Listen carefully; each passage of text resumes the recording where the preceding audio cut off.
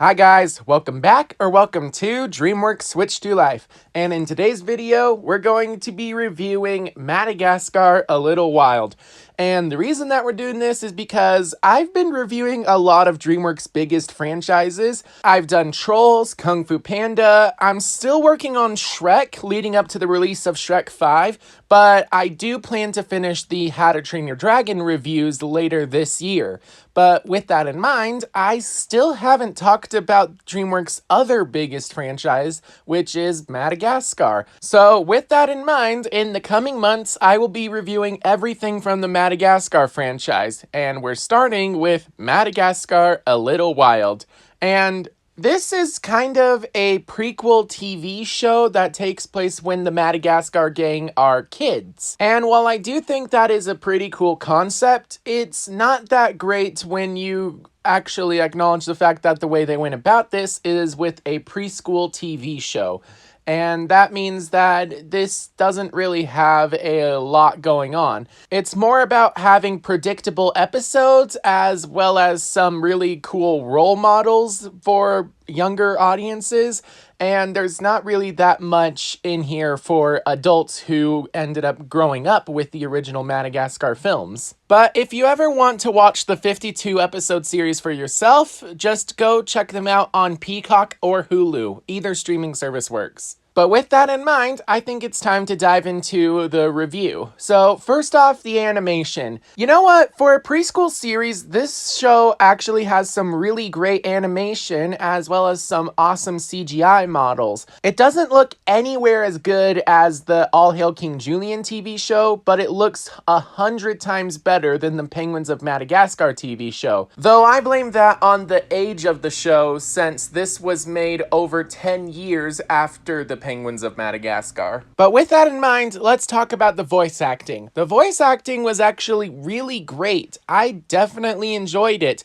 And for those of you who are like, why couldn't they bring the movie voice actors back? Why on earth would they bring movie voice actors to portray their characters as kids? They need to be played by kid actors. So I really enjoy that about this series. My personal favorite has to be Marty, since they actually got his accent to come across. And then of course there's the music for the series. I gotta say that I both liked and hated the music.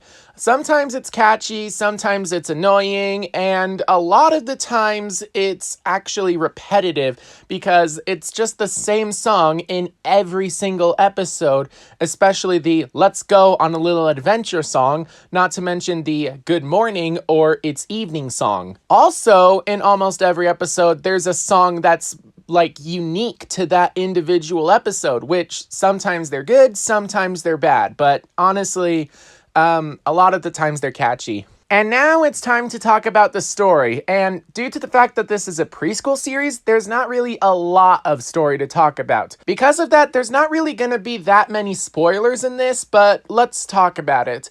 So, I both liked and hated the story. While it's great that we got to see what the life of these kids was like, it does ruin the backstory that we got in the original films, which is that Alex the lion was a cub fished from sea, which, yeah, that's still canon, but instead of being placed in his own lion habitat next to the zebra, giraffe, and hippo habitats, they were all placed in the same habitat called A Little Wild, where basically a bunch of baby animals live together in harmony, including our Madagascar gang. There's also a ton of other characters introduced in this series, like Pickles and Dave, two chimpanzees who live with the Madagascar gang in A Little Wild, and they pretty much replace Mason and Phil from the Madagascar movies. Speaking of, aside from the main cast, there's not really any characters who appear from the movies. Yeah, no lemurs, like no King Julian, which actually makes sense since they'll still be in Madagascar, but we don't even get to see any of the penguins, which is really sad because I wanted to see some baby penguin missions shenanigans. Luckily, we do have plenty of other characters, like the zookeeper, Kate, as well as her assistant, Carlos, and I really like Kate's character. She's just one of those people who really love animals and just wants to be with them all the time. She raises all of the zoo animals like they're her children, which is really cool because we do get to see the return, because even though they constantly call her Kate, it's clear that they think of her like a mother, which is really cool. And then there's Carlos, who's always a bit of a klutz and definitely brings some comic relief when necessary. Oh, speaking of comic relief, we also have a pigeon named Antony, and no, not Anthony, his name is Antony. Throughout the series, we see the kids go on adventures through the big city, and he's basically like their guide.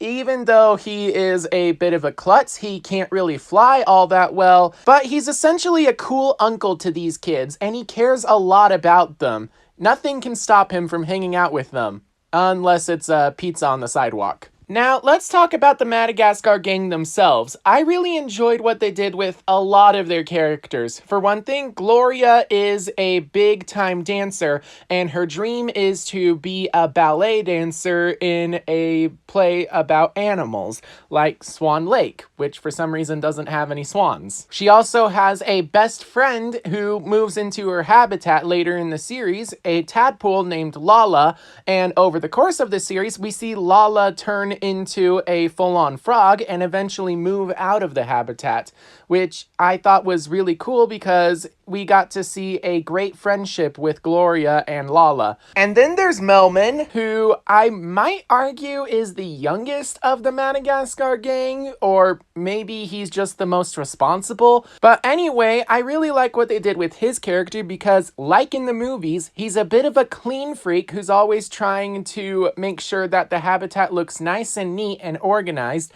not to mention how he has a dream of becoming a firefighter. And I really like what they did with that. He has a big dream of being a firefighter because he likes trucks, but for some reason, after getting a chance to be a firefighter for a day, he realizes that he just doesn't have the kind of courage that a firefighter needs. Over the series, we do see his dream evolve into becoming a doctor because, well, he's just a really great caregiver. He cares about other people around him. He knows a lot about safety as well as first aid, and he's just a great caregiver in general, and the inspiration for that was Kate. That's really cool. And then, of course, there's Alex the lion, who is always trying to be a #1 star and trying to show off his stuff, which is really great because that's kind of his personality in the movie anyway.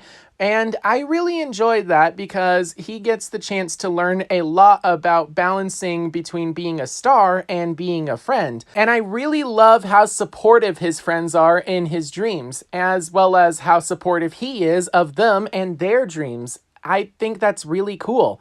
And yes, that does mean that Alex can be a bit self-centered sometimes, but in the end, he will always come back around to make sure that his friends are happy. And one character that I didn't really like in this series was Marty, because unfortunately, Marty just doesn't really seem like himself from the movies.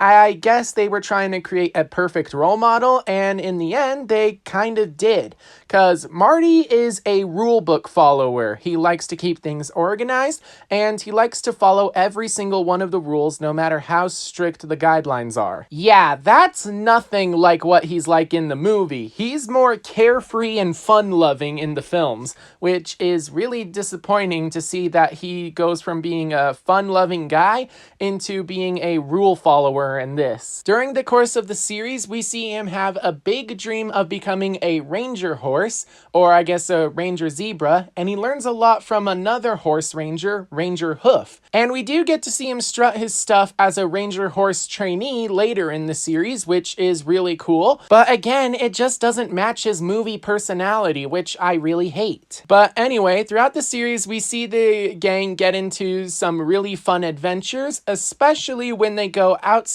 to the big city by sneaking out of the enclosure and using a secret tunnel. Secret tunnel!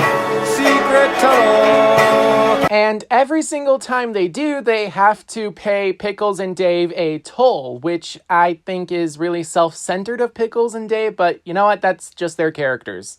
But along the way, they go on adventures and they learn a lot about themselves, not to mention a lot about life lessons in general, like friendship or responsibility or just a lot of stuff that can be really useful for kids to learn in a preschool series, which is really good. So honestly, I think that this series has some really great writing because it's funny when it needs to be. It's also heartfelt, not to mention that sometimes they do burst into random musical numbers, but you know what? It's fine. It's a preschool series. Who cares? But yeah, due to it being a preschool series, there's not really a lot going on, and there's not much in here for adults or even big kids who grew up with the Madagascar films. And that's the end of my review. So what did you guys think? Make sure to leave some of your thoughts down below in the comments. And also, I just want to give a big thank you to my subscribers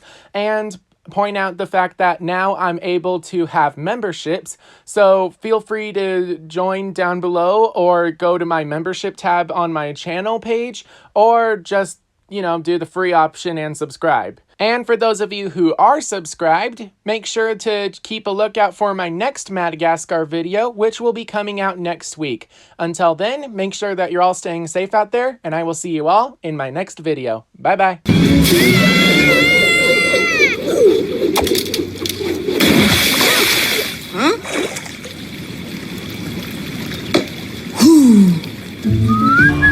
You didn't see anything.